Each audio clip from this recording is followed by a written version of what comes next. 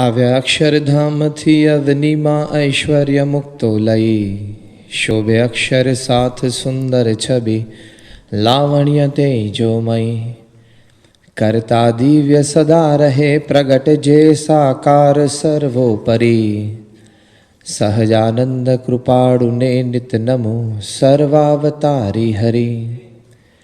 શોભો સાધુ ગુણે સદા સરળને જગતે અનાસક્ત છો, શાસ્ત્રીજી ગુરુ યોગીજી ઉભયની કૃપા તણું પાત્ર છો.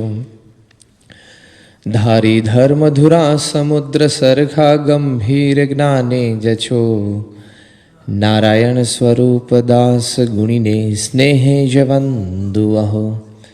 શ્રી સ્વામિનારાયણ ભગવાનની જય. અક્ષર પુરુષોત્તમ મહારાજની જય. ગુણાતીતાનંદ સ્વામી મહારાજની જય. ભગતજી મહારાજની જય. શાસ્ત્રીજી મહારાજની જય. યોગીજી મહારાજની જય. પ્રમુખ સ્વામી મહારાજની જય. દિલ્હી અક્ષરધામ મહોત્સવની જય.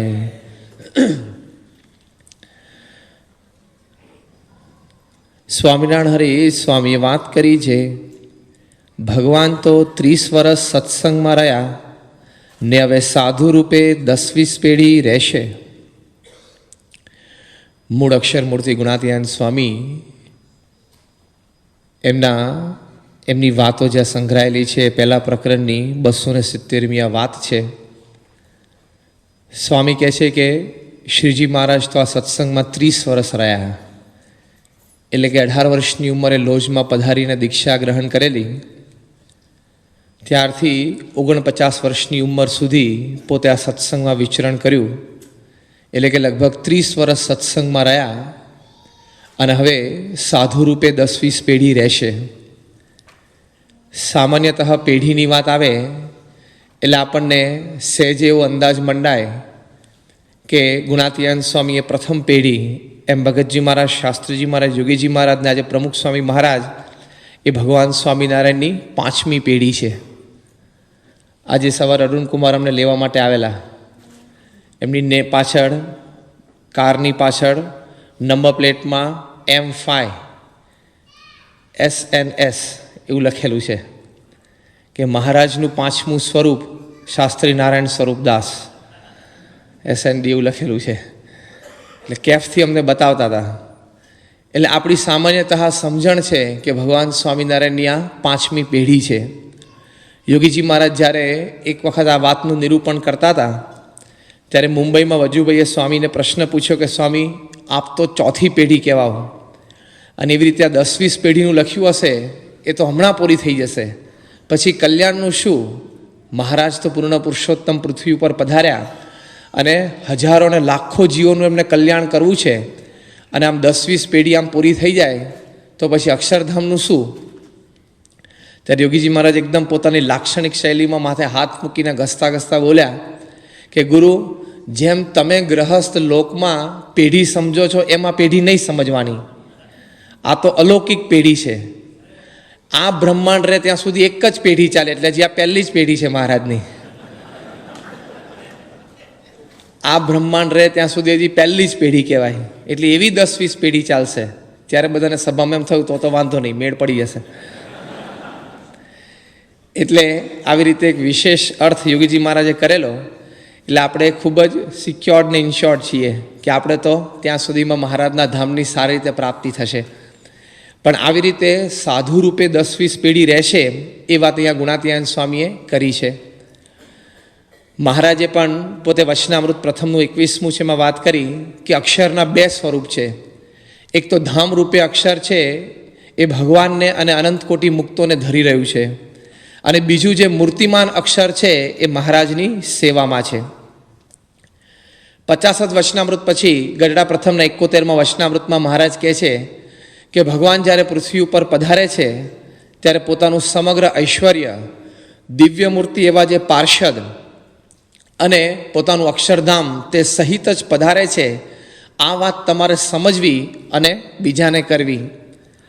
તો આ 2 વચનામૃતના આધારે જ્યારે આપણે જોઈએ છીએ કે આ મૂર્તિમાન અક્ષર છે અને જે અક્ષરધામને સાથે લાવ્યા એ આ મૂર્તિમાન અક્ષરને સાથે લાવ્યા છે. અને એ આ ગુણાતીયાન સ્વામી છે એ વાત મહારાજે અનેક પ્રસંગે પરમહંસો અને હરિભક્તોને કરેલી. અને પરંપરામાં પણ આપણે જાણીએ છીએ અને ગુણાતીયાન સ્વામી મૂળ અક્ષરનો અવતાર છે એ પ્રસંગો ઘણા બધા આપણે જાણ્યા છે. તો અક્ષર છે એ સાધુ રૂપે મહારાજની સાથે છે એ વાત આપણને બહુ સ્પષ્ટ છે. અને એ જ પરંપરા અત્યારે આપણે ચાલે છે. અને એ સંતનો મહિમા મહારાજે વચનામૃતમાં પાને પાને લખેલો છે કે એ જે મૂળ અક્ષર મૂર્તિ છે એ સાધુ રૂપે એ મહારાજની પરંપરા ધરી રહ્યું છે. એ વાત મહારાજે વચનામૃતમાં એ સંતના મહિમા દ્વારા આપણને કહી છે. મહારાજે પહેલી જ વાત પ્રથમના 27માં વચનામૃતમાં કરી છે. મહારાજે કહ્યું કે આવા જે સંત છે એના નેત્રમાં જોનારા ભગવાન છે, માટે તો આ બ્રહ્માંડના સર્વે જીવોની આંખને વિશે જોવાની શક્તિને પ્રકાશ કરવાને સમર્થ થાય છે. એમ એ સંતની એમના પગમાં ચાલનારા ભગવાન છે, માટે એ સંત તો આ બ્રહ્માંડના સર્વે જીવોના પગને વિશે ચાલવાની શક્તિને પોષણ કરવાને સમર્થ થાય છે. એમ વાત કરતાં મહારાજ કહે છે એમ એ સંતની સર્વે ઇન્દ્રિયોમાં ભગવાન રહ્યા છે, માટે એ તો બ્રહ્માંડના સર્વે જીવોની ઇન્દ્રિયોને પ્રકાશ કરવાને સમર્થ થાય છે. હવે ઇન્દ્રિયોમાં પ્રકાશ એટલે સ્થૂળ દ્રષ્ટિએ નહીં, કદાચ અંધ હોય અને હાથ ફેરવે આશીર્વાદ આપે કે જળ આપે અને દેખતા થઈ જાય એવું પણ બને.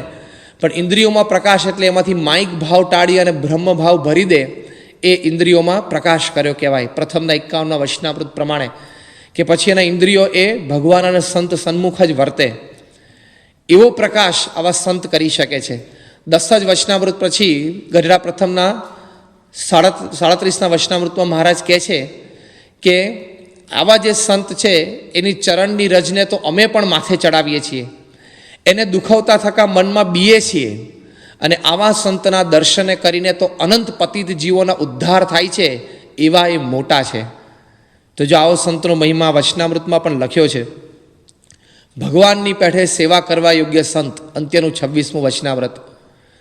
અંત્યના 27માં વચનામૃતમાં મહારાજ કહે છે કે નિષ્કામ, નિર્લોભ, નિર્માણ, નિસ્વાદ, નિસ્નેહ, જે પંચવર્તમાન તે જે સંતમાં દેખાય એવા જે સંત તેને ને ભગવાનને સાક્ષાત સંબંધ હોય, અને એવા સંતના વચને કરીને ભગવાનનો નિશ્ચય કરવો, અને એવા સંતના વચનને વિશે વિશ્વાસ, એને જ નિશ્ચય કહીએ. તો આટલો બધો મહિમા વચનામૃતમાં સંતનો મહારાજે લખ્યો છે. એ જે અક્ષરધામ મૂર્તિમાન લાવ્યા એ સંત રૂપે છે એનો મહિમા લખ્યો છે. અને મહારાજે સારંગપુરના 10મા વચનામૃતમાં કહ્યું કે આવા સંતનું દર્શન થયું ત્યારે એમ જાણવું જે મને સાક્ષાત ભગવાનનું દર્શન થયું. આટલો બધો મહિમા મહારાજે આ સંતનો ગુણાતીત સત્પુરુષનો આ વચનામૃતોમાં લખેલો છે. એટલે આપણને એ વાતની પ્રતીતિ આવે કે મહારાજ આ સંત દ્વારા હંમેશા પૃથ્વી ઉપર પ્રગટ છે. અને પોતે આ પૃથ્વી ઉપર પધાર્યાના જે 6 હેતુઓ બતાવ્યા એમાંનો 6ઠ્ઠો હેતુ મહારાજે કહ્યો કે મારા એકાંતિક સંતની પરંપરા દ્વારા હું પૃથ્વી ઉપર હંમેશા પ્રગટ રહીશ. અને એવી રીતે આપણે જોઈએ છીએ કે આ ગુણાતીત સત્પુરુષ દ્વારા હંમેશા પોતે પૃથ્વી ઉપર પ્રગટ રહ્યા. અને ગુણાતીયાન સ્વામીએ પોતે પણ આ બધી વાતો ઘણી વખત કરી છે. સ્વામીએ લખ્યું કે આ તો મહારાજ આ લોકમાં પધાર્યા તે ભેળા આ સાધુ આવ્યા છે, બાકી આ સાધુ આ લોકમાં હોય નહીં. સ્વામી એવું પણ બોલ્યા કે જેને મહારાજની ઓળખાણ થઈ તેનો 1 પગ અક્ષરધામમાં, અને જેને આ સાધુની ઓળખાણ થઈ એના 2 પગ અક્ષરધામમાં. એટલી બધી વાતોનો એટલો બધો મહિમા ગુણાતીયાન સ્વામીએ પણ સ્વમુખે કહેલો છે. એટલે આપણને એમ વાતની પ્રતીતિ બેસે છે કે આવા સંત દ્વારા મહારાજ હંમેશા પ્રગટ છે. અને આજે પરમ પૂજ્ય પ્રમુખ સ્વામી મહારાજનું જીવન, એમનું કાર્ય, એમની વિચારધારાથી માંડીને એમના વર્તન સુધી બધું જોઈએ ત્યારે આપણને પ્રતીતિ આવ્યા વગર રહે નહીં કે આ સાક્ષાત મહારાજનું જ સ્વરૂપ છે. શ્રીજી મહારાજ જ એમના અંગોંગમાં રહીને કાર્ય કરે છે. નહીં તો આવી દિવ્યતા, આવું ઐશ્વર્ય, આવો પ્રતાપ, આવું સામર્થ્ય, આટલું બધું લોકાર્ષણ એ બધું હોય નહીં. લોકો પ્રત્યે, લોકોનું સ્વામી પ્રત્યે આટલું બધું આકર્ષણ હોય નહીં. પણ એ જોતાં આપણને પ્રતીતિ આવે છે કે એમાં મહારાજ અખંડ રહ્યા છે. અને સ્વામીશ્રીએ પણ ઘણી વખત વાત કરી છે. એક વખત સારંગપુરમાં હરિકૃષ્ણ મહારાજના દર્શન કરવા પધાર્યા. વિદાય વેળા હતી અને સ્વામીશ્રી ત્યાંથી અમદાવાદ પધારવાના હતા અને પછી મુંબઈ થઈને અહીંયા પરદેશ આવવાના હતા. સહેજે બધા સંતો સ્વામીશ્રીની સાથે મંદિર ઉપર દર્શન કરવા માટે સાથે જતા હોય તો સ્વામી આમ દર્શન કરતા હતા. તે વખતે જનમંગલ સ્વામી એ ત્યાં કઠેડા પાસે ઊભેલા સ્વામી આમ મૂર્તિના દર્શન કરતા હતા, આમ ગોળ ફરીને સ્વામીની સન્મુખ જોતા હતા. અને જનમંગલ સ્વામી સાથે સહેજે આમ સ્વામી રમૂજ કરતા હોય ને એમને પણ આમ સખાભાવ, એટલે આમ સ્વામી દર્શન કરતાં કરતાં આંખના ઈશારાથી જનમંગલ સ્વામીને આમ કહ્યું આમ કે ભગવાન તરફ જોવો એમ. એ જનમંગલ સ્વામી તો જાણે કંઈ સાંભળ્યું, કંઈ જોયું જ નથી, ઈશારામાં સમજ્યા જ નથી, આમ સામું સામું જોઈ રહ્યા, હાથ જોડીને આમ ટેકો દઈને ખભાથી. ફરી વખત સ્વામી આમ હાથથી ઈશારો કર્યો, પછી આમ આમ. તો જનમંગલ સ્વામી આમ ડોકું લઈને સામું સામું જોઈ રહ્યા. ત્રીજી વખત પછી સ્વામી આમ બોલ્યા, સ્વામી કે જનમંગલ આમ ઠાકોરજી પેલી તરફ છે, પેલી બાજુ જુઓ. એ જનમંગલ સ્વામી આમ એકદમ લમણે હાથ દઈને કે એ તો પછી છે જ, કાયમ ઊભા હોય છે, સવારથી સાંજ સુધી તમે જતા રહેવાના છો. એ ઊભા જ હોય છે સવારથી સાંજ સુધી, તમે જતા રહેવાના છો કે. તો સ્વામી એકદમ હસતા હસતા કે જનમંગલ તમે તો કથાકાર છો, જ્ઞાની છો, અને જ્ઞાની થઈને જુદું કેમ પાડ્યું કે એ રહેવાના છે ને અમે જતા રહેવાના છે? બે એક જ છે, બે સાથે જ રહે છે ને સાથે જ ફરે છે. એવો મહિમા સ્વામીએ તે વખતે સ્વમુખે કહેલો કે બે સાથે જ છે અને બે સાથે જ ફરે છે, તમે જુદું પાડશો જ નહીં. એટલે સ્વામીશ્રીના સ્વમુખે પણ ઘણી બધી વખત આપણે આ બધી વાતો સાંભળેલી છે. મહારાજ જેમ સ્વમુખે મહિમા કહેતા એમ સ્વામીશ્રી પણ સ્વમુખે મહિમા કહે છે, ત્યારે આપણને એ મહારાજ એમના દ્વારા પ્રગટ છે એ વાતની પ્રતીતિ આવે. કારણ કે જ્યારે વ્યક્તિ પોતાનો પરિચય આપે ત્યારે જ આપણને સહેજે ખ્યાલ આવે ને. લોકમાં જેમ રિવાજ છે કે આપણે કોઈને મળીએ અને આપણને એમ લાગે કે આ વ્યક્તિ પાસેથી મને કંઈક કામ મળે એમ છે, અથવા તો કંઈક બિઝનેસ મળે એમ છે, આપણે તરત વિઝિટિંગ કાર્ડ એમને આપીએ, એમાં આપણું નામ હોય, ટેલિફોન નંબર હોય, આપણું ઈમેલ એડ્રેસ હોય, એ બધું આપણે આપી દઈએ છીએ સહેજે સંપર્ક થઈ શકે એની માટે. પણ એ કાર્ડ વાંચીએ ત્યારે આપણને ખબર પડે કે આ તો માણસ આપણા જેવા જ દેખાતા હતા, પણ આ તો મોટા વાઇસ પ્રેસિડેન્ટ છે, આ તો મોટા CEO છે, એવું આપણને ત્યારે ખ્યાલ આવે. એમ આવી રીતે સ્વમુખે જ્યારે ભગવાન અને સંત પોતાનો પરિચય આપે ત્યારે આપણને વિશેષ પ્રતીતિ બેસતી હોય છે. નહીં તો આપણને તો આપણા જેવા જ લાગતા હોય છે, આપણને એમ થાય કે આપણા જેવા જ છે, પણ એ આપણા જેવા નથી. શ્રીજી મહારાજ એક વખત ત્યાં કચ્છ પ્રદેશમાં માંડવી પધાર્યા અને સભામાં આવી રીતે સાંજે કથા વાર્તા કરતા હતા. સંતો હરિભક્તો બધા બેઠા હતા અને તે વખતે ત્યાં હરભમજી સુથાર અને એમના બધા સાથેના બધા હરિભક્તો લગભગ 30 ગાંવની મજલ કાપીને પદયાત્રા કરીને આવેલા. 30 ગાંવ એટલે એક ગાંવ એટલે લગભગ 3 કિલોમીટર થાય. 90 કિલોમીટરની પદયાત્રા કરીને આવ્યા હશે, 1 કે 2 રાત કદાચ ક્યાંક રોકાણા પણ હશે. અને આવ્યા અને મહારાજને સભામાં દંડવત કર્યા. મહારાજે સામું જોયું જ નહીં. ફરી વખત બધા હરિભક્તો નજીક આવીને મહારાજનો ચરણ સ્પર્શ કરવાનો પ્રયત્ન કર્યો ત્યારે મહારાજ આમ બીજી તરફ જોઈને કથા વાર્તા ચાલુ રાખી. ફરી વખત જે ડિરેક્શનમાં મહારાજ જોતા હતા તે બાજુ ફરીને બધા હરિભક્તો ફરી વખત મહારાજની આમ દ્રષ્ટિ મેળવવા માટે તે બાજુ આવ્યા. તો ફરી વખત મહારાજે બીજી બાજુ દ્રષ્ટિ ફેરવી લીધી અને એ બાજુ જોઈને કથા વાર્તા કરવા માંડ્યા. ત્યારે હરભમજી સુથાર એકદમ મહારાજની સન્મુખ ઊભા રહી ગયા અને મહારાજને વાત કરી કે મહારાજ તમે અમારા દાખલા સામે તો જુઓ, અમે 30 ગાંવ એ કાપીને પદયાત્રા કરીને બધા હરિભક્તો નાના મોટા ભાઈ ભાઈ આવ્યા છે, આપ કૃપા દ્રષ્ટિ તો કરો. અને ફરી વખત બોલ્યા કે અમારા દાખલા સામે તો મહારાજ જુઓ. આ શબ્દ બીજી વખત સાંભળ્યો એટલે મહારાજ એકદમ હસવા માંડ્યા અને મહારાજ બધા સભાજનોને સંબોધીને કે આ હરભમજી એક 30 ગાંવ ચાલીને આટલેથી હજી અહીંયા આવ્યા, એમાં તો અમને સંભળાવી દીધું કે અમારા દાખલા સામે તો જુઓ. એ હરભમજીને એવો ભાવ નહોતો, પણ સહેજ આ એક વાર્તાલાપનો એક શબ્દ પ્રયોગ છે કે એટલામાં તો અમને સંભળાવી દીધું મહારાજ કે અમારા દાખલા સામે તો જુઓ. અને અમે તો ઠેઠ અસ્ત આવરણ પાર અક્ષરધામમાંથી આવ્યા છીએ, અમે કોઈ દિવસ હરિભક્તને એમ કીધું નથી કે અમારા દાખલા સામે તો તમે જુઓ. અમે ઠેઠ ત્યાંથી આવ્યા છે, એ અમે તો કોઈ દિવસ કીધું જ નથી કે અમારા દાખલા સામે તમે જુઓ. અને પછી મહારાજે બધા હરિભક્તોને ખૂબ રાજી થઈને આશીર્વાદ આપ્યા. બધા સભામાં બેઠા અને મહારાજે બધી પ્રાપ્તિને મહિમાની ખૂબ બધી વાતો કરી કે આવી રીતે પૂર્ણ પુરુષોત્તમ નારાયણ અક્ષરધામના અધિપતિએ તમને સાક્ષાત મળ્યા છે, માટે એમને સેવા ભક્તિએ કરીને રાજી કરવા આ બધી વાતો મહારાજે સભામાં કરી. પણ આવા અનેક પ્રસંગે મહારાજ પોતે પોતાનો મહિમા, પોતાનો પરિચય એ પોતાના મુખે આપતા, જેથી આપણને વિશેષ પ્રતીતિ આવે. 1992માં જ્યારે યોગીજી મહારાજનો શતાબ્દી મહોત્સવ આપણે ઉજવતા હતા, એ આખા વર્ષ દરમિયાન અનેકવિધ બધા કાર્યક્રમો થયેલા. એમાં યોગીજી મહારાજના જે બધા મહિમાના ભજનો એ દુલાભાયા કાગ ને બધા અન્ય કવિઓએ બનાવેલા છે, એના સંપુટ પણ તૈયાર કરવાના હતા. એટલે મુંબઈમાં ત્યાં રેકોર્ડિંગ કરવું એવું નક્કી થયું. એટલે યોગીચરણ સ્વામી અને બધા સંતો ત્યાં મુંબઈ હતા અને એ લોકોને એમ થયું કે આપણે સારામાં સારું રેકોર્ડિંગ થાય એટલે બહાર એકદમ પ્રોફેશનલ સ્ટુડિયોઝમાં આપણે રેકોર્ડિંગ કરાવીએ. એટલે ત્યાં મુંબઈમાં વેસ્ટર્ન આઉટડોર સ્ટુડિયોઝ છે, જ્યાં બધા બોલિવૂડના પણ બધા હિન્દી મૂવીઝના રેકોર્ડિંગ ઘણા બધા સોંગ્સના ત્યાં થતા હોય છે અને મોટા મોટા આર્ટિસ્ટ બધા આવતા હોય છે.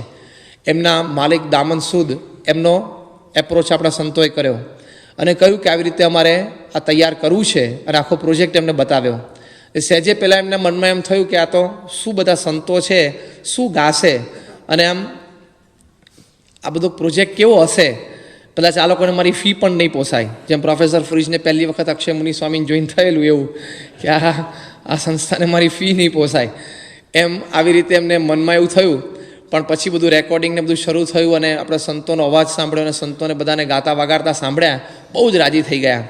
એટલે યોગીચરણ સ્વામીને બધા સંતો એમને કહ્યું કે પ્રમુખ સ્વામી મહારાજ એ મુંબઈમાં છે, અમારા ગુરુ છે, એમના આશીર્વાદથી બધા સંતો આવી રીતે નાની મોટી સેવા બધી જો કરતા હોય છે, તો તમે આવો એકવાર એમના આશીર્વાદ આપને પ્રાપ્ત થાય. એટલે એમને કહ્યું કે હું આવીશ, મારી અનુકૂળતાએ હું ચોક્કસ આવી જઈશ. અને એક દિવસ એમનો ફોન આવ્યો કે હું હમણાં આવું છું. એટલે સાંજના સમય આવ્યા અને તે જ વખતે આમ સ્વામી સાયમ ભ્રમણ કરતા હતા, મુંબઈમાં 3જા માળે વોકિંગ કરતા હતા. ત્યાં એ આવ્યા એટલે યોગીચરણ સ્વામી એમને મળ્યા અને એમને મનમાં એમ હતું કે અત્યારે તો સ્વામી વોકિંગ કરે છે, પછી આસન કરશે અને પછી મળાવશું. અને વળી આમને એક બાજુ જવાની ઉતાવળ હતી અને મોટા માણસને પહેલી જ વખત મંદિરે આવેલા. એટલે યોગીચરણ સ્વામી બધા હરિભક્તોમાંથી સહેજ આમ આગળ જઈ અને સ્વામી બાબા પાસે જઈને વાત કરી વોકિંગ વખતે જ કે સ્વામી આવી રીતે મેં આપને વાત કરેલી, એ અચાનક અત્યારે આવી ગયા, એટલે આપ ખાલી દર્શન અને આશીર્વાદ આપી દેજો અને પછી ફરી વખત શાંતિથી મળવા માટે બોલાવશું. સાંઈ કે વાંધો નહીં, બોલાવો. અને સાંઈ ચાલુ વોકિંગે ઊભા રહે એટલે આમ થોડું હાંફતા હતા. એ નજીક આવે એટલે યોગીચરણ સ્વામી બધો પરિચય આપ્યો, એમની સેવાઓ વિશે વાત કરી. સ્વામી બહુ રાજી થયા, આશીર્વાદ આપ્યા. અને આવા મોટા માણસોને જેમ ટેવ હોય કે પોતાનું વિઝિટિંગ કાર્ડ તરત આપે, એટલે એમને ખિસ્સામાંથી પોતાનું વિઝિટિંગ કાર્ડ કાપીને સ્વામીને આમ હાથમાં આપવા માટે આમ હાથ લંબાવ્યો આમ. એટલે સ્વામી આમ સહેજે નમ્રતા વિવેકની દ્રષ્ટિ સ્વામી આમ હાથ લંબાવી લેવા માટે વચ્ચેથી યોગીચરણ સ્વામી લીધું કે ઓકે, એમ કે એમના હાથમાંથી વચ્ચેથી લીધું. સ્વામી એકદમ શાર્પ છે એકદમ. એ દરમિયાન સ્વામીએ પણ કોઈ પાર્ષદને ઇશારો કરી રાખેલો આમ પ્રસાદના બોક્સનો. અને સ્વામી આવી બધી ક્રિયામાં બહુ જ શાર્પ છે. એમ વ્યક્તિગત મુલાકાતમાં બેઠા હોય અને હરિભક્તો સાર બપોર સાંજે એમને મળતા હોય ત્યારે કોઈને કંઠી પહેરાવી હોય તો આમ હાથ લાંબો કરે ને તરત હાથમાં ટોટી કે કંઠી આવી જવી જોઈએ. એ જો એમની મૂવમેન્ટ કોન્સ્ટન્ટ ચાલુ હોય, જો આવી નહીં ને તો તું બદલાઈ જા, બીજાનું ઉભો રાખ, અહીંયા કહી જ દે મોઢે, કહી જ દે તું બદલાઈ જા, ઉભો રહી જા, બીજો કન્ટિન્યુઅસ મૂવમેન્ટ. આ તો પછી જાહેરમાં એક ખાનગી કરી દઈએ કે પછી આમ પ્રસાદ માગે ને તો આમ હાથ આમ લાંબો કરે ને સ્વામી વ્યક્તિગત, તમારે એમની ફિંગર પોઝિશન્સ જોવી પડે. એ ટોટી માંગે તો ટોટી આમ તો પડી હોય છે અત્યારે તો પહેલાં, પણ આમ કંઠી માંગે છે, પ્રસાદનું બોક્સ માંગે છે, બ્રોશર માંગે છે, તરત આપણને ખબર પડવી જોઈએ એની ફિંગર મુવમેન્ટ જોઈએ. આપણે એમ પૂછવાનું સાંઈ શું પૂછ્યું એટલે ગયું ફેલ, રિજેક્ટ, કાર્યક્રમ પૂરો. તરત આમ હા ફિંગર મુવમેન્ટ્સ પરથી પકડેલી ચોકડી.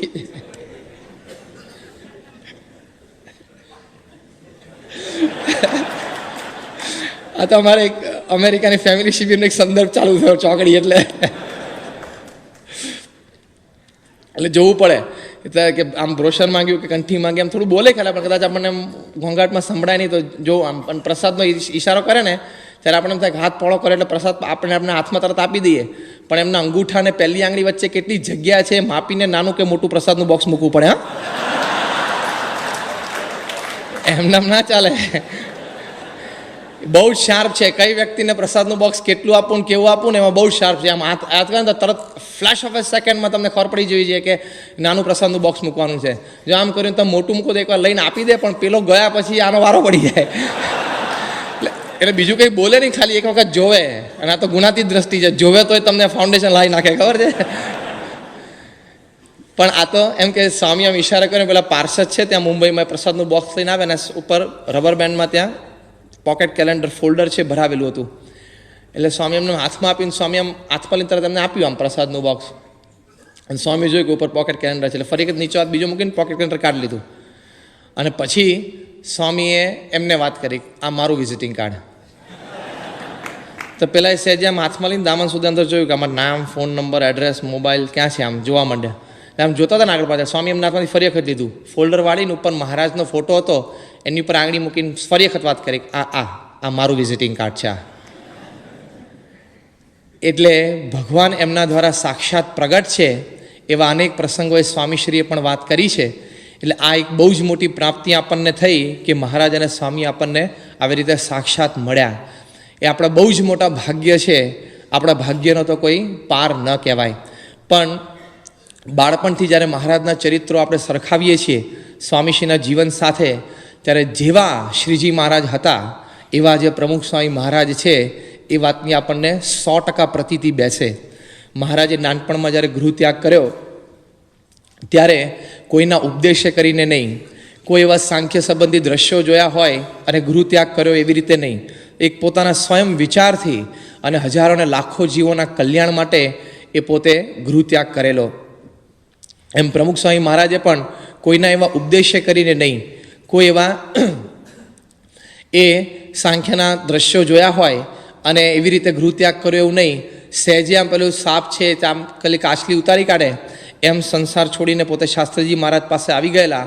હવે તે વખતે તો બધા પાસેથી પૈસા ભેગા કરીને વડોદરા ક્રિકેટના સાધન લેવા માટે જતા હતા અને બધા છોકરાઓ પાસેથી જે 10 4 આના 8 આના રૂપિયો ઉઘરાયો હશે અને ક્રિકેટના સાધનો લેવા માટે વડોદરા જતા હતા. એટલે ટૂંકમાં આ ફંડ રેઝિંગ એમને પહેલેથી ફાવે છે. ફંડ રેઝિંગ પહેલાં તે વખતે 4 આના 8 આના ઉઘરાયા હશે, અત્યારે ધબ્બા મારીને 100,000 500,000 મિલિયન ચાલે. પણ ફંડ રેઝિંગને મોટા મોટા પ્રોજેક્ટ કરવા લોકો પાસે લોકોના પૈસાની લખણી કરીને એ નાનપણની એમની ટેવ છે. પણ એવી રીતે શાસ્ત્રીજી મહારાજ પાસે આવ્યા અને ખૂબ શાસ્ત્રીજી મહારાજને એમના પ્રત્યે પણ અપાર હેત હતું. અને મહારાજ જ્યારે રામાનંદ સ્વામીને મળ્યા અને રામાનંદ સ્વામી પ્રત્યે એમને અપાર હેત, એમ સ્વામીશ્રીને પણ પોતાના ગુરુ શાસ્ત્રીજી મહારાજ પ્રત્યે અપાર હેત હતું. અને રામાનંદ સ્વામીને મળ્યા તે પહેલાં પણ મુક્તાનંદ સ્વામીની આજ્ઞામાં રહી અને નીલકંઠ વર્ણીએ ત્યાં લોજના આશ્રમમાં બધી જ સેવાઓ કરી છે. એ છાણ વાસીદું કરવું, પછી કોઈ માંદા સંતો હોય એના કપડાં ધોઈ દેવા ઇત્યાદિ ચોકા વગેરે એ બધી જ સેવાઓ નીલકંઠ વર્ણીએ ખૂબ શ્રદ્ધાથી કરી અને આપણા સંપ્રદાયમાં સેવાનો આદર્શ એમને બેસાડ્યો. એમ સ્વામીશ્રીએ પણ પોતાની સાધક અવસ્થામાં બધી જ સેવા ખૂબ શ્રદ્ધાથી એમણે કરી છે. એક પણ એવી સેવા બાકી નથી કે એમાં એમણે આમ નિપુણતા ન મેળવી હોય, એટલી શ્રદ્ધાથી બધી એમણે સેવા કરી છે. 1988ની સાલમાં સ્વામીશ્રી અહીંયા પરદેશ પધારેલા અને લગભગ 10-10 મહિનાની એ લાંબી ધર્મયાત્રા હતી. કદાચ એમના જીવનની લાંબામાં લાંબી ધર્મયાત્રા હશે. તો 1989ની સાલમાં પછી મુંબઈ પધારેલા અને જોડી ઉત્સવ ત્યાં કરેલો. ત્યાંથી પછી અમદાવાદ આવ્યા અને ગુજરાત વિદ્યાપીઠના મેદાનમાં એમનું ભવ્ય સન્માન સમારંભ હતો. અને તે વખતે મંચ ઉપર ગુજરાત હાઈકોર્ટના ચીફ જસ્ટિસ બીજે દિવાન સાહેબ બિરાજમાન હતા.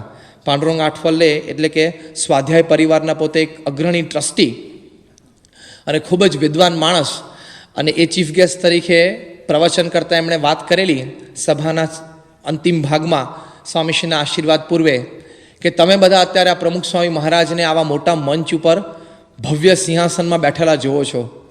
તમે આજે આ પ્રમુખ સ્વામી મહારાજને મર્સિડીઝ કારમાં ફરતા જુઓ છો. તમે બધા અત્યારે પ્રમુખ સ્વામી મહારાજની સામે હજારો લોકો એમના દર્શન માટે બેઠા છે અને એમની જય બોલાવે છે, તમે જુઓ છો. પણ એક પ્રસંગે મેં આ પ્રમુખ સ્વામીને કેવી રીતે જોયા છે એનું હું વર્ણન કરું છું.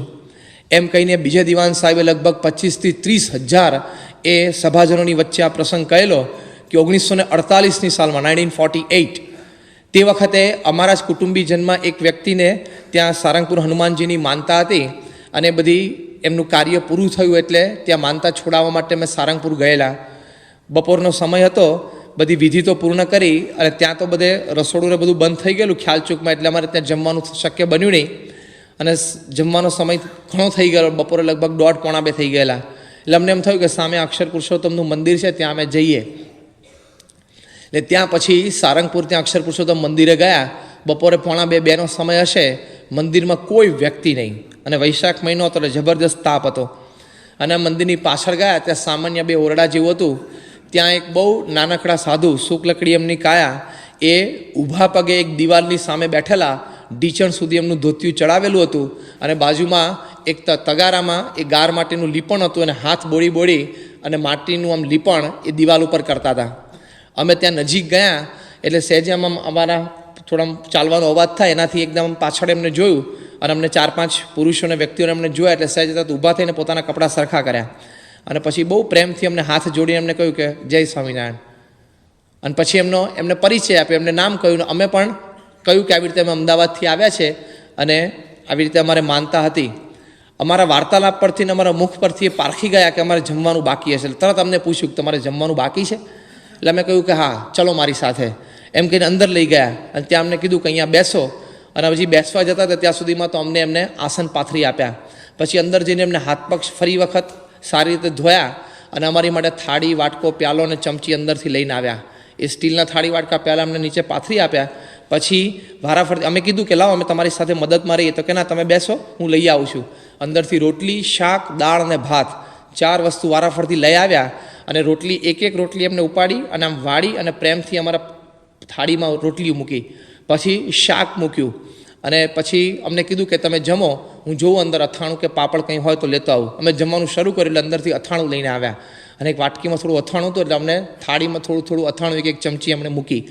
પછી અમે જમવાનું શરૂ કર્યું એટલે અમારી સામે જે પલાઠી વાળીને નીચે બેસી ગયા. અમે બધા તો આસન ઉપર બેઠેલા પણ એ તો એકદમ નીચે જ અમારી સામે બેસી ગયા.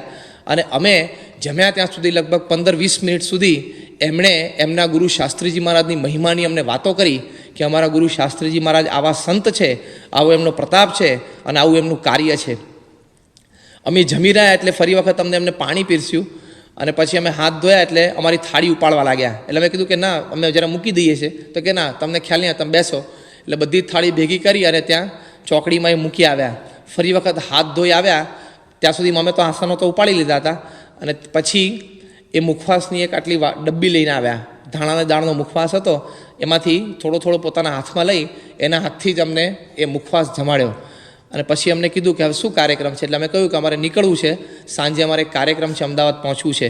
એટલે એમણે થોડો આગ્રહ રાખ્યો કે જો તમે હજી અડધો-પોણો કલાક કદાચ રોકાઓ તો હમણાં શાસ્ત્રીજી મહારાજ જાગશે તો આપને દર્શન થશે ને આશીર્વાદ મળશે. એટલે અમે કહ્યું કે અમારી પણ લાગણી છે પણ અમારે પહોંચવું પડે એવું છે, અમારે અમે મોડું થયું છે અને કદાચ નહીં પહોંચીએ તો એક અગત્યનું કામ રહી જશે. એટલે અમને કીધું કે સારું, ફરી વખત આવજો, ચોક્કસ એકવાર દર્શન કરવા આવજો. એટલે અમારામાંથી 2-3 વડીલોએ કહ્યું કે અમે તો દર્શન કરેલા છે પણ 1-2 નથી કર્યા, ફરી વખત ક્યારેક દર્શન કરશું. એવો વાર્તાલાપ કરતાં અમે ચાલતા હતા તો છેક ત્યાં અમારી ગાડી પડી હતી ત્યાં સુધી અમને વળાવવા માટે આવ્યા. અમે બધાએ પગમાં ચંપલ પહેરેલા, એમણે પગમાં ચંપલ નહીં પહેરેલા.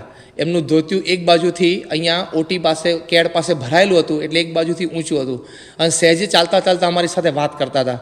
બીજે દિવાન સાહેબે વાત કરી કે 2-3 વખત મને વિચાર આવ્યો કે આટલા તાપમાં તમે ઉઘાડા પગે બપોરે લગભગ 2:30-3 વાગે આવી રીતે એમ મનમાં વિચાર આવ્યો, પણ એટલો એકદમ સાહજિકતાથી ચાલતા હતા અને અમારી સાથે બધી વાત કરતા હતા.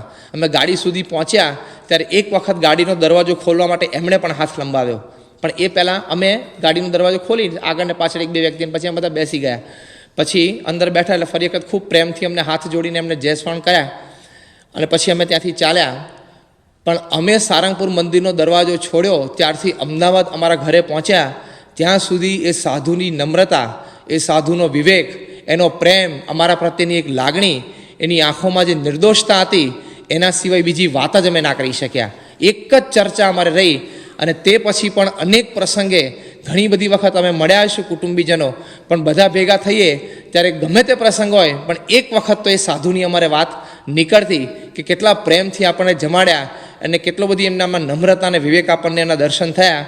એ જે સાધુની હું વાત કરું છું એ આ પ્રમુખ સ્વામી મહારાજ પોતે. એ બીજે દિવાન સાહેબે સભામાં 1989ના સન્માન સમારંભમાં વાત કરેલી કે આ પ્રમુખ સ્વામી મહારાજ એટલે અત્યારે આવા ભવ્ય મંચ ઉપર બેઠા છે, આ ગાડીમાં ફરે છે અને આટલા લોકોનો એમના પ્રત્યે પ્રેમ છે, સમર્પણ છે, એ સ્વીકારવાનો એમને સમાજ તરફથી પૂર્ણ અધિકાર છે. જે વ્યક્તિએ પોતાનું જીવન આવી રીતે સેવામાં ગાડી કાઢ્યું હોય અને જે વ્યક્તિમાં આટલા બધા સદ્ગુણો રહેલા હોય એ વ્યક્તિને સમાજ પ્રત્યેથી આટલો આદર અને માન એ મળવા જ જોઈએ અને એ સ્વીકારવાનો એમને અધિકાર છે.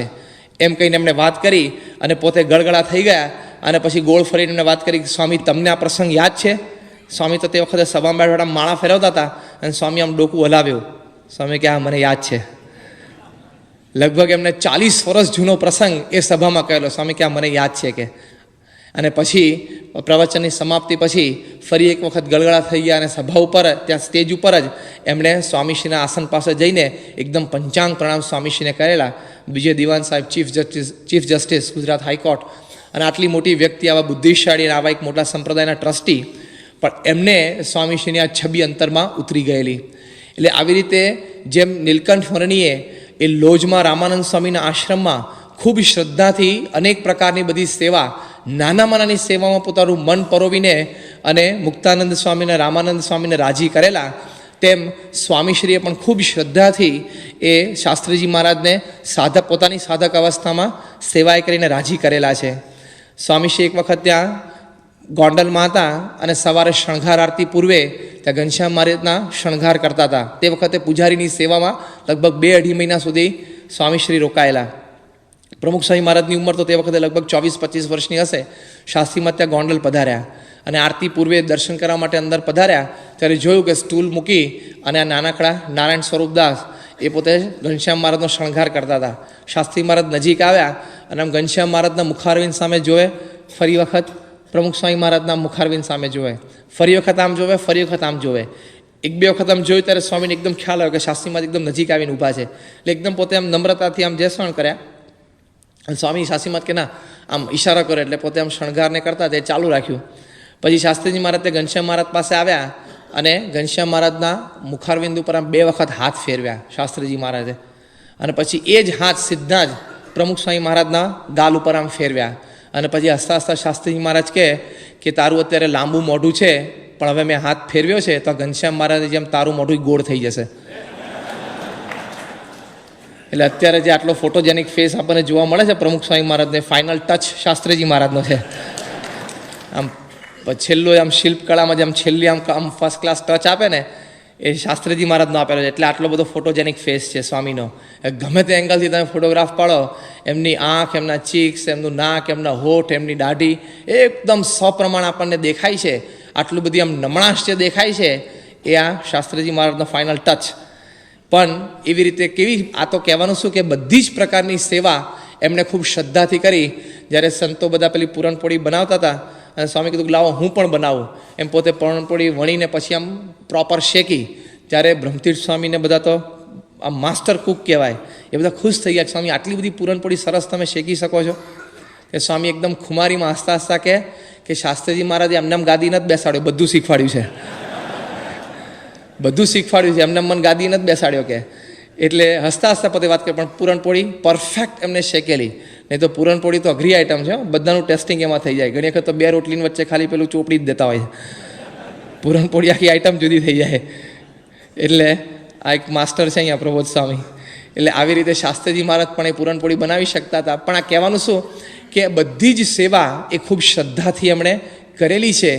એટલે સાધક અવસ્થામાં નીલકંઠ વર્ણીએ જેવી શ્રદ્ધાથી અનેક પ્રકારની સેવા કરી છે એવી રીતે પ્રમુખ સ્વામી મહારાજે પણ કરી છે. અને જ્યારે એ રામાનંદ સ્વામી પાસે નીલકંઠ વર્ણીએ દીક્ષા ગ્રહણ કરી ત્યારે રામાનંદ સ્વામી એમનું નામ સહજાનંદ સ્વામી અને નારાયણ મુનિ એ 2 નામ આપ્યા. અને પછી પોતે વાત કરી કે હું તો ડુગડુગી વગાડનારો છું અને ખેલના ભજવનારા તો હવે આવી ગયા. એટલે કે મેં તો તમને બધાને મુમુક્ષુઓને ભેગા કર્યા, સાથે અહીંયા આશ્રમમાં રાખ્યા, પણ હવે તમારા બધાનું કલ્યાણ છે એ આ નીલકંઠ વર્ણી છે, આ સહજાનંદ સ્વામી છે કરશે. એમ કહીને ખૂબ પોતે એ નીલકંઠ વર્ણી ભગવાન છે એવો મહિમા રામાનંદ સ્વામીએ કહ્યો. એમ શાસ્ત્રીજી મહારાજે પણ જ્યારે પ્રમુખ સ્વામી મહારાજને અક્ષરદેરીમાં ભાગવતી દીક્ષા આપી ત્યારે વખતે હરજીવનદાસ કોઠારીની ઈચ્છા હતી કે આપણે એમનું નામ નારાયણચરણ રાખીએ અને એમને સજેસ્ટ પણ કર્યું. ત્યારે શાસ્ત્રીજી મહારાજે કહ્યું કે નારાયણચરણ તો હમણાં જ બાલમુકુંદ સ્વામીની સાથે એ જૂનાગઢમાં સદગુરુ હમણાં જ થઈ ગયા, પણ આ તો સાક્ષાત નારાયણનું સ્વરૂપ છે એટલે આપણે એનું નામ નારાયણ સ્વરૂપ રાખીએ. એવી વાત શાસ્ત્રીજી મહારાજે તે વખતે કરેલી. એટલે નીલકંઠ વર્ણીને દીક્ષા આપતી વખતે રામાનંદ સ્વામી એમના ભગવાન પણ આની વાતો કરેલી. એમ શાસ્ત્રીજી મહારાજે પણ પ્રમુખ સ્વામી મહારાજને દીક્ષા આપી ત્યારે એમનામાં ભગવાન અખંડ રહ્યા છે અને એ જ સ્વરૂપ છે એ વાતો તે વખતે અક્ષરદેરીમાં કરેલી. અને રામાનંદ સ્વામી પાસે એ સહજાનંદ સ્વામીએ માગી લીધું કે તમારા ભક્તને જો થોડું પણ દુઃખ આવવાનું હોય તો એ મને આવે. કઈ કક્ષાનું કે એમને કદાચ એક રૂવાડે એક કોટી વીછી કરડિયાનો વીછીના ડંખનું દુઃખ આવવાનું હોય તો મને રૂવાડે કોટી વીછી કરડિયાનું દુઃખ આવે. તમારા હરિભક્તના નસીબમાં જો રામપત્તર આવવાનું હોય એટલે કે ગરીબી આવવાની હોય તો એ મારે ભાગ્ય આવે, પણ તમારા હરિભક્ત છે અન્નવસ્ત્ર કરીને દુઃખી થાય નહીં. એવું રામાનંદ સ્વામી પાસે શ્રીજી મહારાજે માગી લીધું. એ આપણે વચનામૃતમાં પણ આપણે સાંભળીએ છીએ, વાંચીએ છીએ. એમ જ્યારે પ્રમુખ સ્વામી મહારાજે ને શાસ્ત્રીજી મહારાજે ચાદર ઓઢાડી 21 મે 1950 આંબલીવાડી પોળ ત્યાં અમદાવાદમાં, તે વખતે પ્રમુખ સ્વામી મહારાજે પણ પોતાના ગુરુ શાસ્ત્રીજી મહારાજ પાસે માગી લીધું કે હું મારા દેહના છેલ્લા શ્વાસ સુધી આ તમારી સંસ્થા સિદ્ધાંત અને આપને વફાદાર રહું અને તમારા હરિભક્તોની સર્વે પ્રકારે ખેવના રાખી શકું એવા આશીર્વાદ આપજો. એટલે હરિભક્તોને એ યોગ અને ક્ષેમનું વહન એ રામાનંદ સ્વામી પાસે સહજાનંદ સ્વામીએ જેમ માગી લીધેલું એમ પ્રમુખ સ્વામી મહારાજે પણ શાસ્ત્રીજી મહારાજ પાસે હરિભક્તોનું સર્વ પ્રકારે શ્રેય કરી શકું અને થાય એ રીતનું વરદાન એમણે માંગી લીધું છે. અને શાસ્ત્રીજી મહારાજે ખૂબ રાજી થઈને એમને આશીર્વાદ આપ્યા છે. એટલે આજે પણ આપણને દેખાય કે સ્વામીશ્રી એવી રીતે કરી રહ્યા છે. તો આવી રીતે એ બાલ્યાવસ્થાથી માંડીને દીક્ષા સુધી જેમ નીલકંઠ ફરણીના જીવનમાં અનેક પ્રસંગો આપણને દેખાય છે એમ પ્રમુખ સ્વામી મહારાજના જીવનમાં પણ અનેક પ્રસંગો દેખાય છે. અને આ જે પ્રતિજ્ઞા એમને લીધી છે એ વાત મહારાજે કારણીના 6ઠ્ઠા વચનામૃતમાં કરી છે. મહારાજે પોતે વાત કરી કે અમે તો અમારો આ દેહ છે એ હરિભક્તો માટે કૃષ્ણ અર્પણ કરી રાખ્યો છે. એટલે કે અમારા દેહની કોઈ પરવા જ નથી. સુખ દુઃખ થાક હતાશા કંટાળો નિરાશા કશું જ નહીં, કેવળ હરિભક્તો રાજી થાય એવી રીતે જ અમે હંમેશા સવારથી સાંજ સુધી વર્ત્યા છીએ. એમ પ્રમુખ સ્વામી મહારાજે પણ પોતાનો દેહ સર્વ પ્રકારે કૃષ્ણ અર્પણ કરી રાખ્યો છે. શ્રીજી મહારાજ એક વખત વિચરણ કરતાં કરતાં કચ્છ પધાર્યા અને કચ્છ પ્રદેશમાં વિચરણ કરીને મહારાજ ત્યાં કચ્છમાં આધોઈ પધાર્યા. ત્યાં રાયધણજીના દરબારમાં મહારાજે ઉતારો કર્યો અને એમના પત્ની કરણીબા મોટી ઉંમરના વૃદ્ધ બંને પતિ પત્ની, પણ મહારાજ પ્રત્યે અનન્ય એવો ભાવ, મહારાજ પ્રત્યે પૂર્ણ પુરુષોત્તમપણાની નિષ્ઠા. મહારાજ ત્યાં પધાર્યા, બેઠા, બધાએ દર્શન દંડવત કર્યા અને પછી કરણીબાએ મહારાજને કહ્યું કે મહારાજ થાળ તૈયાર થાય છે ત્યાં સુધી બધા હરિભક્તો ભેગા થયા છે તો તમે થોડી વાતો કરો, બધાને દર્શન સુખ આપો અને પછી થાળ તૈયાર થાય એટલે આપને બોલાવું છું. કરણીબાની તો ઘણી મોટી ઉંમરને મહારાજ પ્રત્યે એમને દીકરાપણાનો પણ ભાવ હતો. જે કારણીને 5મા વચનામૃતમાં મહારાજે લખ્યું છે કે ભગવાન તો અનેક રીતે વર્તે, એમ કરણીબા એ વૃદ્ધ ઉંમરના બાય હરિભક્તને મહારાજ પ્રત્યે એવો અનન્ય ભાવ. એટલે મહારાજને વાત કરી કે તમે થાળ થાય ત્યાં સુધી બેસો ને હું તૈયાર કરું છું. મહારાજે વાતો કરી અને પછી કરણીબા બોલાવવા આવ્યા કે થાળ તૈયાર થયો છે ને આપ જમવા માટે પધારો. મહારાજ આમ ઊભા થતા હતા અને તે વખતે મહારાજના ચરણાવી નામના દર્શન કરણીબાને થયા અને એમ જોયું કે મહારાજને તો કાંટો વાગ્યો લાગે છે. એટલે સહેજી આમ નીચા નમીને એમને ત્યાં ચરણાવિંદનો સ્પર્શ કર્યો ત્યારે આમ ખરબચરું જણાણું એટલે કે મહારાજ તમને પગે કાંટો વાગ્યો છે. મહારાજ કે કદાચ હશે તો કે ઉભારો કાઢી આપું, એમ કહીને કોઈ તીક્ષ્ણ આવું નાનું શસ્ત્ર હશે લઈ આવ્યા અને અંદર કાંટો કાઢવા માટે બેઠા તો મહારાજના બંને ચરણાવિંદમાંથી કરણીબાએ તે વખતે 18 કાંટા કાઢ્યા અને 18 કાંટા કાઢીને કરણીબાએ કીધું કે મહારાજ તમે આટલા બધા કાંટા વાગ્યા છે ત્યાં સુધી કોઈને કહેતા નથી, આટલું બધું સહન કરી લો છો તમે. મહારાજ કે આ હરિભક્તોના ઘરે પધરામણી એકથી એક પછી બીજી ચાલે છે, એક ગામથી બીજે ગામ ચાલે છે, રાતોરાત બધી મુસાફરી ઘોડે સવારી કરવી પડે છે, એમાં સમય જ નથી રહેતો કે તપાસ કરીએ કે આ શું વાગ્યું. લે કેટલી બધી પધરામણી હરિભક્તોને રાજી કરવા માટેની વાત છે. એ કરણીબા કે મહારાજ વાગે ત્યારે તરત કાઢી ના નાખીએ. મહારાજ કે આમ વાગે ત્યારે ખ્યાલ તો આવે પણ એ વખતે પધરામણીના દોરમાં હોઈએ એટલે એ સમય મળતો નથી. હવે મહારાજની મોજડીની આર પાર એ કાંટાની સૂઈ નીકળી જાય એવા કાંટા વાગતા હોય ને મહારાજ એની પરવા ન કરે, પણ 18 કાંટા પગમાં ઘૂસી જાય ત્યાં સુધી મહારાજે કોઈ દિવસ એ સંભાવના રાખી જ નથી કે દેહ છે એ સત્સંગને અર્થે કૃષ્ણ અર્પણ. એટલે કે આટલો બધો ભીડો, આટલો બધો પરિશ્રમ વેઠીને પણ હરિભક્તોને રાજી કરવાનું તાન. આપણે જાણીએ છીએ કે 1980ની સાલમાં પ્રમુખ સ્વામી મહારાજ અમેરિકા પધાર્યા અને ત્યાં બોસ્ટનમાં એક હરિભક્તના ઘરે પધરામણી કરીને બહાર આવતા હતા. તે વખતે એ ડાબો પગ જમણી મોજડીમાં અને જમણો પગ છે ડાબી મોજડીમાં નાખવાનો પ્રયત્ન કરતા હતા. આ પ્રસંગ આપણે ખૂબ પ્રસિદ્ધ છે અને સંત પરમ હિતકારીમાં પણ સાંભળીએ છીએ અને જોઈએ છીએ. ત્યારે વિવેક સાગર સ્વામીએ નારાયણ ભગતે સ્વામીને પૂછ્યું કે સ્વામી આટલું તમને આ જમણો પગ આ બાજુ નાખો, એ મોજડી આ બાજુ છે. ત્યારે સ્વામી આમ સહેજે બોલી ગયા, સ્વામી કે મને દેખાતું નથી. નારાયણ ભગત વિવેક સાગર સ્વામી વાત કરી કે સ્વામી આટલું નથી દેખાતું? તો કે સ્વામી કે ના આમ ધૂંધળું દેખાય છે, આમ અંધારા જેવું લાગે છે. એટલે વિવેક સાગર સ્વામીને એમ થયું કે આ તો આંખે મોતૈયો આવી ગયો લાગે છે, કે આમ વંચાય છે. સ્વામી કે આમ વંચાય પણ આમ ધ્યાન રાખવું પડે, નજીક લાવવું પડે. એટલે કે આપણે પધરામણી પૂરી કરીએ અને ઉતારે જઈએ. સ્વામી કે ના થોડી પધરામણી પતાવી દઈએ. વિવેક સાગર સ્વામી કે ના પહેલાં ઉતારે ચલો. અને ત્યાં ગયા હરિભક્તો, કેસી પટેલે બધા મુખ્ય હરિભક્તો ભેગા થયા અને ત્યાં હોસ્પિટલમાં ત્યાં સ્વામીને બધી તપાસ કરાવડાવી અને પછી તો આપણને ખ્યાલ છે કે કેટરેક્ટ ઓપરેશન સ્વામીને બંને આંખે થયું, ડાબે અને જમણી આંખે. અને ત્યાં બોસ્ટનમાં જે 1980માં થયેલું. પણ જેમ શ્રીજી મહારાજને પગમાં 18 કાંટા વાગ્યા ત્યાં સુધી એમણે દેહની પરવા ન કરી અને હરિભક્તોના ઘરે પધરામણી કરીને એમને રાજી કર્યા, એમ પ્રમુખ સ્વામી મહારાજને પણ બંને આંખે મોતોયો થઈ ગયો. અને ત્યાંના ડૉક્ટર તો એમ બોલેલા, ડૉક્ટર હચિન્સન, કે તમે સારું થયું કે ભગવાનની કૃપા કે અત્યારે લઈ આવ્યા, એક જ અઠવાડિયું જો મોડા પડ્યા હોત તો એમને ઝામર થઈ જાત, એમની બંને આંખો ખોવી પડત. એટલે પોતાની બંને આંખો જાય ત્યાં સુધીની પરિસ્થિતિ હતી, ત્યાં સુધી સ્વામીએ જણાવ્યું નહીં. વિવેક સાગર સ્વામીને બધા સંતો એકદમ ગળગળા થઈ ગયા કે સ્વામી તમારે કહેવું તો જોઈએ ને, તમારી બંને આંખો જતી રહે. સ્વામી કે મને ઓછું દેખાતું હતું, પણ હું પાછો જો કહું તો આ બધો પધરામણીનો અને સભાનો બધો કાર્યક્રમ બંધ થઈ જાય, અને પછી બધા હરિભક્તોએ રજા લઈને રાખી હોય અને બધું કાર્યક્રમો ગોઠવાઈ ગયા હોય, એ બધા ખોરવાઈ જાય. એટલે હું બોલ્યો નહીં. વિવેક સાગર સ્વામી કે આ કાર્યક્રમ થોડાક ખોરવાત 2 મહિનાના, પણ આ તો આખી જિંદગી બધું ખોરવાઈ જાત, કે તમે બોલ્યા નહીં. પણ જો આવી રીતે હરિભક્તોને આટલું બધું રાજી કરવાનું તાન કે પોતાનો દેહ છે એ કૃષ્ણ અર્પણ કરી રાખ્યો છે. એટલે આવું ભક્ત વત્સલપણું જેવું શ્રીજી મહારાજનું હતું, એવું આજે પ્રમુખ સ્વામી મહારાજનું ભક્ત વત્સલપણું આપણને દેખાય. ત્યાં ફિલાડેલ્ફિયામાં તો સ્વામીએ સાંજે 4થી પધરામણી શરૂ કરી તો રાત્રે 4 વાગ્યા સુધી પધરામણીઓ કરી. હવે 96ની સાલમાં ત્યાં પધરામણીમાં એક હરિભક્તના ઘરે ગયેલા, ત્યારે લગભગ રાત્રે 11:30 પોણા 12 થયેલા. એ જમવાનું બાકી હતું. એટલે સહેજે આમ એક સંતથી બોલી ગયું કહો ઘણું મોડું થયું, સહેજે બોલી જાય કહો 11:30 પોણા 12 થઈ ગયા, કારણ કે જમવાનું બાકી હતું. પેલા હરિભક્ત હસ્યા. એટલે અમે સંતોએ પૂછ્યું કે કેમ આમ હસ્યા? એ કે સ્વામી તમે 11:30 પોણા 12 આમ મોડું થયું કહો છો, આ જ ઘરમાં આ જ રૂમમાં આ જ જગ્યાએ પ્રમુખ સ્વામી મહારાજ રાત્રે 3:30 વાગે પધરામણી આવેલા. એટલે અમે કીધું હવે તો કંઈ બોલાય જ નહીં, ચૂપચાપ નીચું મોડું કરીને જમી જ લો. નીચું મોડું કરીને જમી જ લો, આમાં કંઈ બોલાયું જ નથી. એટલે આવી રીતે સ્વામીએ હરિભક્તોને બધાને ખૂબ રાજી કર્યા છે. 157 પધરામણીઓ ગજેરા ગામમાં બીમાર હોયને આ બધી પધરામણીઓ ચલાવે.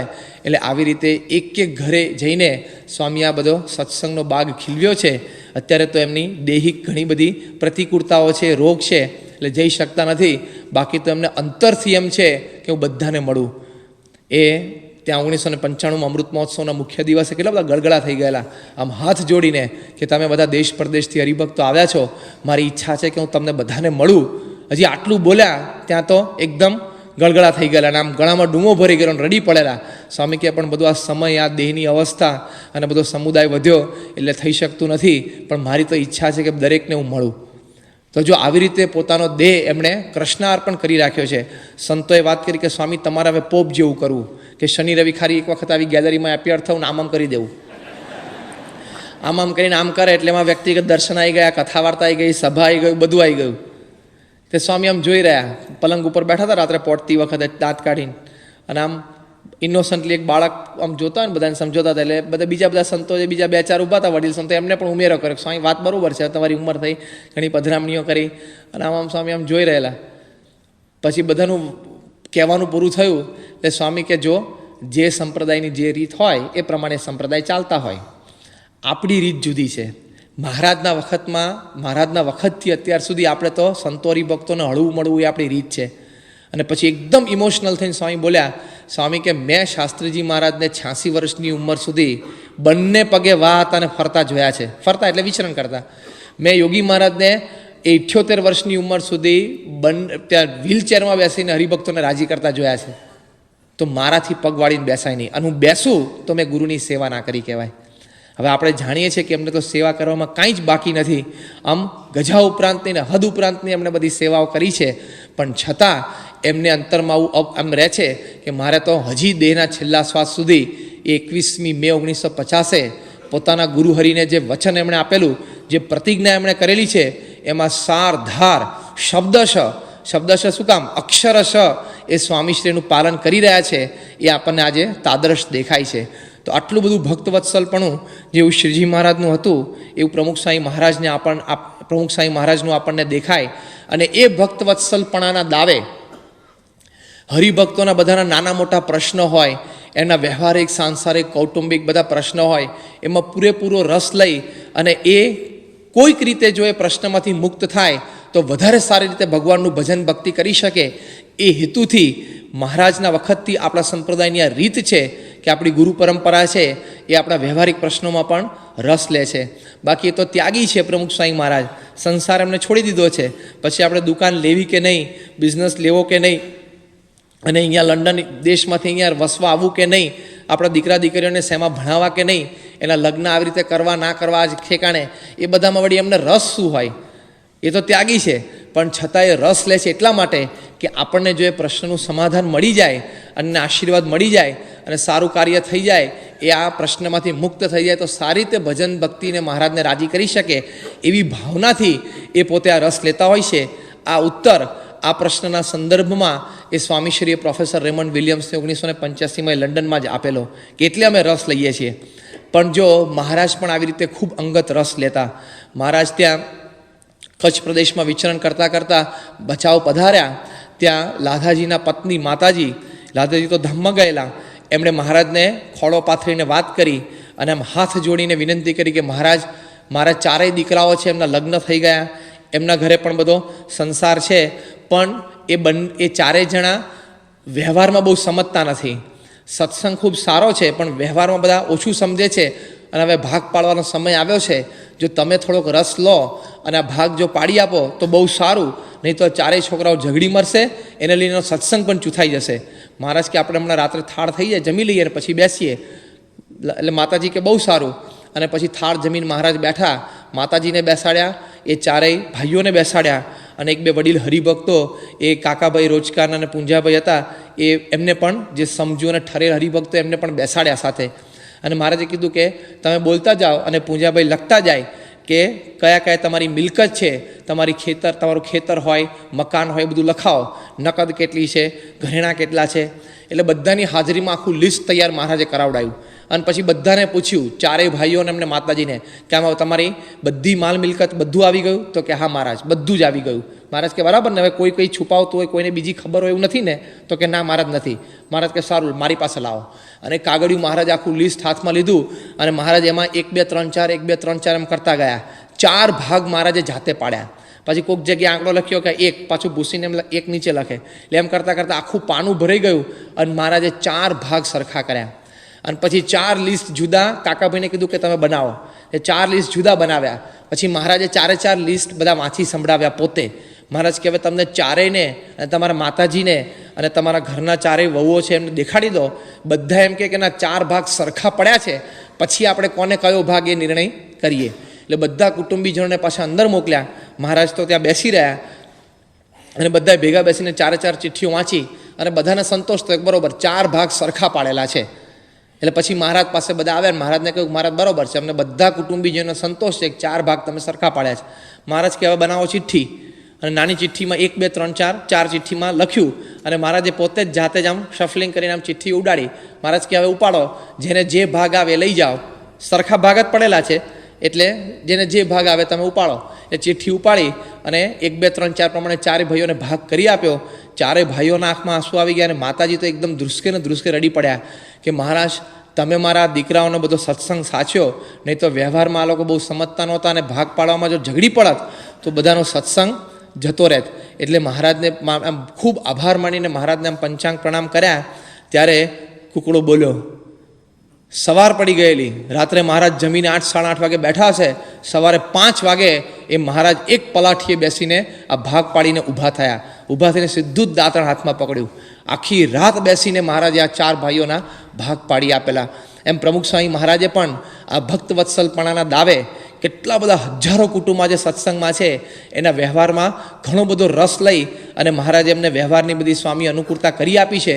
અને ઘણા બધા ફેમિલી તો આપણે એમ કહી શકીએ કે દે એક્ઝિસ્ટ બિકોઝ ઓફ પ્રમુખ સ્વામી. પ્રમુખ સ્વામીના લીધે એમનું અસ્તિત્વ છે, બાકી તો વેરણ છેરણ થઈ ગયું તે કુટુંબ. કેટલી બધી તકલીફો કુટુંબોમાં હોય. હમણાં જ ગઈ સાલ 2004ની સાલમાં સ્વામીશ્રી ત્યાં પધાર્યા અમેરિકા, ત્યારે ન્યુયોર્કમાં એક કુટુંબના આવો ભાઈઓનો ઝઘડો હતો. એ લગભગ 3 કે 4 ભાઈઓ એમના ભાગ પાડવા માટે એમને સમજાવવા માટે 6 દિવસ સુધી સળંગ 1 કલાક બેઠા. અને 6 દિવસે એ 6 કલાકની આમ બધી ટોટલ એ મિટિંગ પૂરી થઈ અને સ્વામીએ બધું અનુકૂળતા કરી આપી. ત્યારે 4 ભાઈઓને એમ થયું કે જો સ્વામી ન ભળ્યા હોત તો કોઈ રીતે આ ભાગ પડત નહીં. એમના પિતાશ્રી તો એકદમ ગળગળા થઈ ગયા અને આમ રડીને સ્વામીના ખોળામાં માથું મૂકી દીધું કે સ્વામી તમે અમારા ઘરનો બધો સત્સંગનો વ્યવહાર સાચ્યો, બાકી તો આ ભાઈઓના ભાગમાં તો બધું વેરણ છેરણ કુટુંબ આખું સ્પ્લિટ થઈ જવાનું હતું. અને બાઈઓમાં પણ એટલે 4 દીકરાઓના વહુઓમાં પણ ખૂબ ઝઘડો થઈ જાત. પણ આ તમે સાચ્યું. તો જો આવી રીતે આપણે અત્યારે હરિભક્ત હાજર હોય એટલે આપણે નામ આપતા નથી, પણ આવી રીતે મહારાજ જેમ એ હરિભક્તોના વ્યવહારની ખૂબ ચિંતા કરતા, એમ પ્રમુખ સ્વામી મહારાજ પણ હરિભક્તોના વ્યવહારની આટલી બધી ચિંતા કરી એમનું એક ભક્તવત્સલપણું છે કે એમને ભજનમાં અનુકૂળતા થઈ શકે એટલા માટે. અને સ્વામીશ્રીને અહીંયા જ રેમન્ડ વિલિયમ્સે બહુ જ સરસ પ્રશ્ન પૂછેલો કે તમે તો બહુ નાની ઉંમરે ત્યાગી થયા છો, તમે લગ્ન કર્યા નથી એટલે તમને કોઈ સંસાર વ્યવહારની એટલે કે બૈરા છોકરાના પ્રશ્નની કંઈ જ ખબર નથી, તમે કંઈ નોકરી ધંધો કે વેપાર પણ નથી કર્યા એટલે તમને એ સંબંધી પણ કંઈ વાત ખબર નથી. તો આટલા હજારો લોકો તમારી પાસે આવે છે અને આવી જ મૂંઝવણો ઠાલવે છે, આવા જ પ્રશ્નો રજૂ કરે છે અને તમે પ્રેમથી છૂટથી માર્ગદર્શન આપો છો કે આમ આશીર્વાદ છે, વાંધો નહીં, દુકાન વેચી કાઢ, આ આશીર્વાદ છે, લગ્ન કરી નાખ, નથી કરવું, તું રહેવા દે, હા ના જ કરો છો સવારથી ઉઠીને. અને અત્યારે જો ને સ્વામીનું પોઝિશન જ એવી છે, સવારથી ઉઠીને એમને ડિસિઝન જ આપવાના. અને આપણે કહી શકીએ કે આપણે સભામાં બેઠા છીએ એ આપણે બધા જ ભેગા થઈને આપણી જિંદગીમાં જેટલા નિર્ણયો લેશું એટલા તો પ્રમુખ સ્વામી એક અઠવાડિયામાં લે છે આ ઉંમરે પણ. એટલે એટલા બધા સવારથી ઉઠી એમને હા ના જ કરવાની. અને કેવા ગંભીર પ્રશ્નો સ્વામીશ્રી પાસે આવતા હોય છે અને આપણને પ્રશ્નો સાંભળીએ ને તો આપણને એમ થાય તમારા આપણા બધાના જ પ્રશ્નો હોય છે કે બીજી કોઈ વ્યક્તિ હોય ને તો ગાંડા થઈ જાય. સંત સ્વામી જેમ કહેતા કે કોઈને એમ થાય કે હું ગાદીએ બેસું, મજા આવે એવું છે, આટલા આખો લોકો આમ હાથ જોડેને જય બોલાવે, પણ પ્રમુખ સ્વામીની જગ્યાને બેસાડ્યો તો અડધો કલાકમાં ગાંડો થઈ જાય, ચક્કર ફરી જાય. અને વિવેક સાગર સ્વામીની ઇન્ટરવ્યૂમાં મેં બાપાની હાજરીમાં ત્યાં વિદ્યાનગરમાં યુવકોએ પૂછેલું કે તમે આટલા વર્ષોથી સ્વામીની સાથે છો, એક ગુણ તમને કયો સ્પર્શી ગયો છે? ત્યારે વિવેક સાગર સ્વામી એકદમ આંખમાં ઝળઝળી આવી ગયેલા અને સ્વામીની હાજરીમાં જ બધા સ્ટાફના સંતોનો ઇન્ટરવ્યૂ હતો સાયમ સભામાં, ત્યારે બોલેલા કે પ્રમુખ સ્વામી મહારાજની માનસિક સ્થિરતા, એમની જે ગજબની મેન્ટલ સ્ટેબિલિટી છે ને, કેટલા દ્વંદ્વોની વચ્ચે એક સ્થિર રહી શકે છે, નિર્ણય આપી શકે છે, એમની ગજબની સ્થિરતા છે. પણ રેમન્ડ વિલિયમ્સે આ પ્રશ્ન પૂછેલો, પણ આવા પ્રશ્નોની વચ્ચે સ્વામી કેવા સ્થિર રહી શકે છે? પણ એ પ્રેમથી આ બધું માર્ગદર્શન આપણને હેતથી પ્રેમથી બધું જ પૂછે છે. બધું જ તમે કહો દુકાનનું પૂછો એટલે આગળ પાછળનું બધું પૂછે, કેટલો ધંધો થાય છે, કોણ વેચનાર છે, કેટલા વર્ષથી દુકાન ચાલે છે, શું અંદર માલ વેચો છો, બીજા શું સ્કોપ છે, ત્યાં આજુબાજુ બીજી એવી દુકાનો છે કે નહીં, એમનું ક્વેશ્ચનર આખું શરૂ થાય છે ને. એક પ્રશ્ન લઈને જાઓ એટલે તમને સામે 10 પ્રશ્ન પૂછે. આમ આપણને એમ થાય કે આટલા તો મેં નહોતા વિચાર્યા. પણ એ જો સ્વામીના જીવનની એક આ વિશેષતા છે. એક સેમ્પલ પ્રશ્ન રજૂ કરું, તમે જો જવાબ આપજો. આમાં શું થાય? કોઈક એમ કહે કે મારે ટ્રાન્સફર લઈને અહીંયાથી મારે ગવર્મેન્ટ જોબ છે ને કન્ટ્રીમાં ક્યાંક જવાનું છે અને આવી રીતે પ્રોબ્લેમ એ છે કે મારા દીકરા દીકરીઓ અહીંયા કોલેજમાં સ્કૂલમાં ભણે છે અને ઇમ્પોર્ટન્ટ યર્સ છે, બધા કરિયર ઓરિએન્ટેડ યર્સ છે.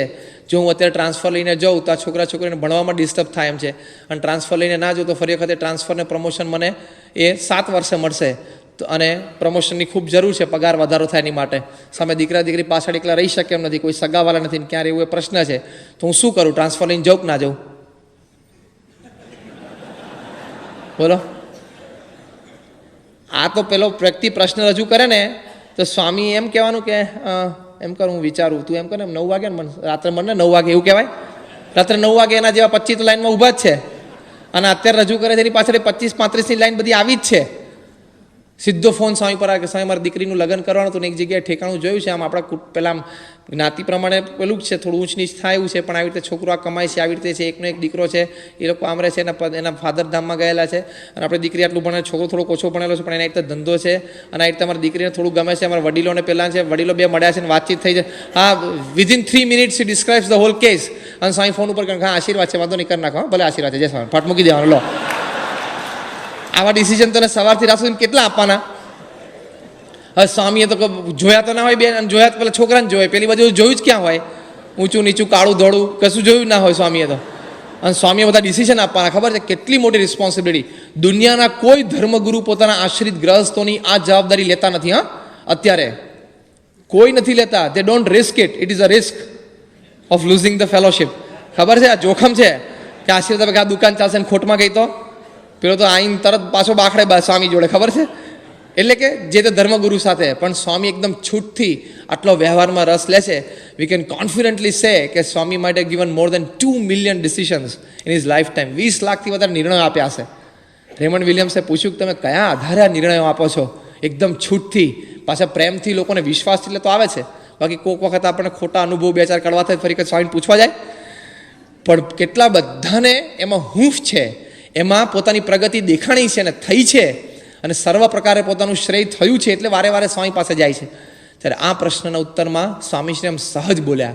સ્વામી કે મને કોઈ પ્રશ્ન પૂછે ત્યારે મનોમન હું મારા ઈષ્ટદેવ મહારાજને પ્રાર્થના કરું છું કે આજે આ બિચારો દુખિયારો આવ્યો છે તો એનું જેમ સારું થાય એમ મને સુજાડો, અને પછી ભગવાન મને જે સુજાડે હું બોલી જાઉં છું. આમાં હું મારી બુદ્ધિ વાપરતો નથી. એનો મતલબ શું થયો કે આપણી સાથે મહારાજ સાક્ષાત વાત કરે છે, મહારાજ જ એ આપણી સાથે બોલે છે. તો આવી રીતે સ્વામી આપણા પ્રશ્નનું માર્ગદર્શન કરી આપે છે.